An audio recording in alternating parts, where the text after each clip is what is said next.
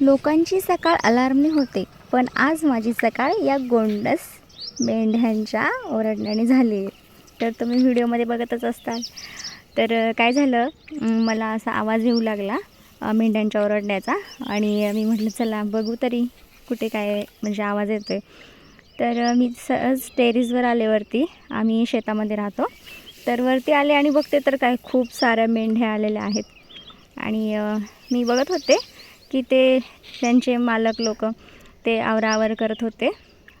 तर मला जरा कुतूहल वाटलं की बाबा यांचं लाईफ कसं असेल. तर मी जायचं ठरवलं. तर चला आपण तिथे जाऊया. Good morning YouTube family. तर पाहू शकता तुम्ही आमच्या इथे मॉर्निंगला एकदम सकाळी सकाळी मेंढ्या आलेल्या आहेत. तुम्ही पहा किती सारे आहेत.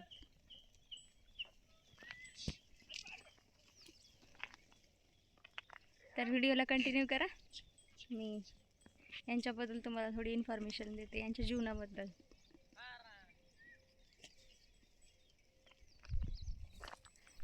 चला तर अनुभवूया माझ्या नजरेतून आपल्या धनगरी संस्कृतीचा हा रांगडा प्रवास.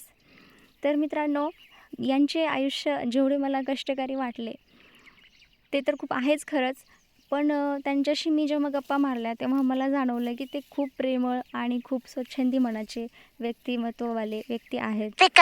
आणि ते सर्व माझ्याशी खूप छान गप्पा मारत होते. माझे पप्पाही होते. मला दोघांना त्यांनी चहा पाजली, आणि ती चहा होती त्या मेंढ्यांच्या दुधाची. ती खूप छान होती.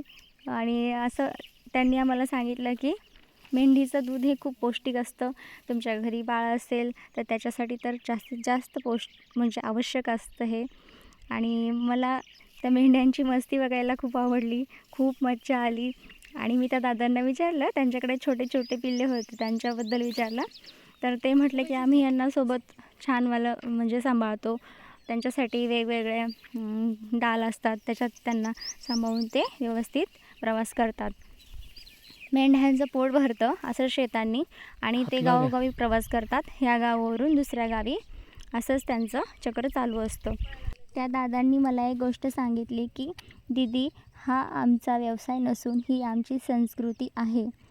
तर मित्रांनो, खरोखरच धनगरी जीवनामध्ये ही वाली एक खूप छान संस्कृती आहे. आणि बघू शकता हे मेंढरं किती छान खेळत आहे, मस्ती करत आहे, एकमेकांशी भांडत आहे, परत खेळत आहे.